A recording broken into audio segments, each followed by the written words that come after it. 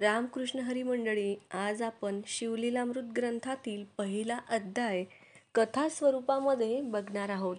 प्राचीन काळी नैमिषारण्यात सर्व ऋषीगण जमले असता शौनकादी ऋषींनी महामुनी सूत यांना शिवचरित्र सांगण्याची विनंती केली. तेव्हा सूत मुनींनी ओम नमः शिवाय या षडाक्षरी मंत्राचा शिवमंत्राचा महिमा सांगितला आणि हा सर्वश्रेष्ठ मंत्र असल्याचे सांगितले.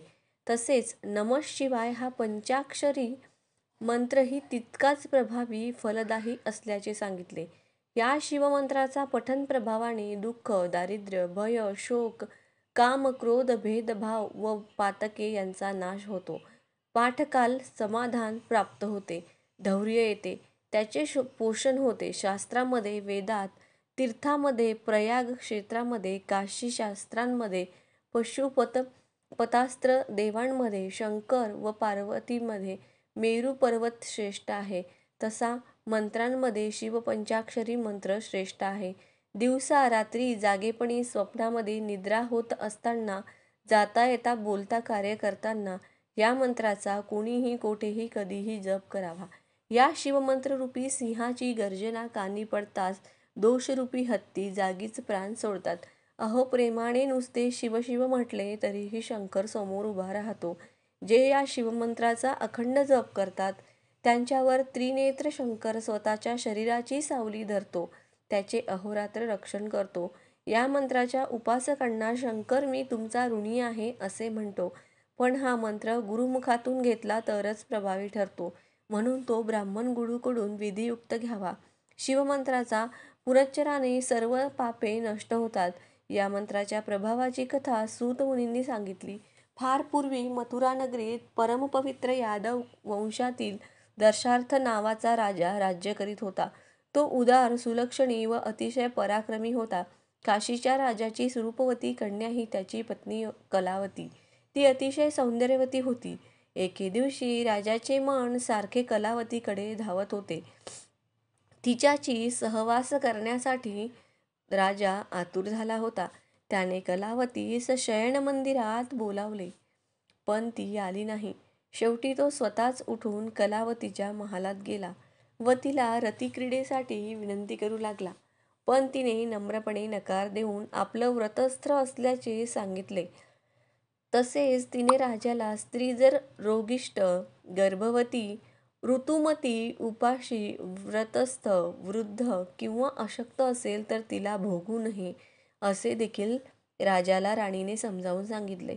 उत्तम काळी उत्तम भोजन करून प्रसन्न मनाने समागम करावा. एकमेकांवर प्रेम वर्षाव करतच सहवासाचा आनंद घ्यावा असे ती म्हणाली. पण राजाने तिच्या बोलण्याकडे दुर्लक्ष करून तिला बाहुपाशात घेतले. त्या क्षणी त्याचे अंग पोळून निघाले. राजाने राणीला याचे कारण विचारले. कलावतीने अनुसूयापुत्र दुर्वास ऋषी हे तिचे गुरु असून त्यांनी तिला शिवपंचाक्षर मंत्राची दीक्षा दिली आहे, ह्याचा हा प्रभाव असल्याचे सांगितले. तिचे शरीर शीतल असून राजाचे शरीर अपवित्र असल्याने त्याचे अंग पोळल्याचेही सांगितले. श्री गुरूंच्या कृपाप्रसादाने अंतर्ज्ञान प्राप्त असलेल्या कलावतीने राजाला त्याच्याकडून जप, तप, शिवपूजन, गुरुची सेवा असे कोणतेही कर्म न घडल्याने त्याला पुढे दारुण नरकयातना भोगाव्या लागणार आहेत हेही सांगितले. आणि हे सर्व टाळायचे असेल तर राजाने स्वतःच्या उद्धारासाठी कधीतरी साधन केले पाहिजे असे सुचवले. ते ऐकून राजाला पश्चाताप झाला.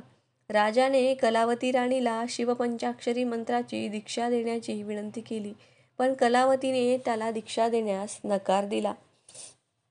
देण्यास तिला अधिकार नसल्याचे सांगून यदुकुळाचे मुख्य गुरु गर्गमुनी यांना शरण जाऊन या मंत्राची दीक्षा घेण्याविषयी सुचविले. राजाला ते पटले आणि तो राणीसह गर्गमुनीच्या आश्रमात गेला. त्याने गर्गमुनीला वंदन करून नम्रपणे मंत्राची दीक्षा देण्याविषयी प्रार्थना केली. जे गुरुला शरण जातात, त्यांची भक्ती व त्यांच्या उपदेशाचे निष्ठेचे पालन करतात ते धन्य होत. दशरथ राजाची शरणागत पश्चाताप खरा असल्याचे ओळखून गर्गमुनींनी त्याला शिवपंचाक्षर मंत्राचा उपदेश केला गुरुमुखातून शिवपंचाक्षरी मंत्र ऐकताच त्याची धग असह्य होऊन राजाच्या शरीरातील असंख्य पापे कावळ्याच्या रूपाने त्याच्या देहातून तडफडत बाहेर पडली. त्यापैकी कित्येक कावळ्यांचे पंख जळून गेले होते, तर कित्येक कावळे बाहेर पडता पडता भस्मसात झाले होते. ते दृश्य राजा आश्चर्याने पाहत होता. ते कावळे निघून जातात. राजाचा देह देवांसारखा दिव्य झाला. त्याला अतिशय आनंद झाला. राणी कलावती ही खरोखरच चतुर होती. तिने दशार्थ राजाचा उद्धार केला. नंतरच्या काळात राजा गुरुपदिष्ट शिवपंचाक्षर मंत्राचा नियमितपणे जप करू लागला. त्यामुळे शिवकृपेने त्याचे राज्य वाढवले. तेथे कधीही कसलीही कमतरता जाणवली नाही. तसेच त्यानंतर राणी कलावतीला आलिंगन देताना राजाला कधीही दाहकता जाणवली नाही. अशा प्रकारे राजाने बहुत काळ सुखाने राज्य केले व प्रजेला आनंदात ठेवले. श्री सांब सदा शिवपन्नरमस्तु ह्या अध्यायाच्या पठनाने फलश्रुतीमध्ये असं सांगितलं आहे, ह्या अध्याय पठन केल्याने, श्रवण केल्याने पूर्व पापांचा नाश होऊन पुण्य कृत्ये तुमच्या हातून घडू लागतात. हा शिवलीलामृत ग्रंथातील पहिला अध्याय, जो आपण कथा स्वरूपामध्ये बघितला आहे. व्हिडिओ जर तुम्हाला आवडला, महत्त्वपूर्ण वाटला तर व्हिडिओला लाईक नक्की करा. त्याचप्रमाणे शिवलीलामृत ग्रंथातील पूर्ण 14 अध्याय, दररोज एक अध्याय याप्रमाणे आपण संपूर्ण अध्याय मराठी कथा स्वरूपामध्ये आपण बघणार आहोत. तुम्हाला जर शिवलीलामृत ग्रंथाचं पारायण करणं जमलं नाही तर निदान तुम्ही ऐकू तरी शकता, म्हणजे श्रवण तरी करू शकता. नेमकं त्या ग्रंथामध्ये काय आहे हे आपल्याला या व्हिडिओमधून कळेल. व्हिडिओची माहिती आवडली, महत्त्वपूर्ण वाटली तर व्हिडिओला लाईक नक्की करा. रामकृष्ण हरी. जय श्रीराम. जय गजानन.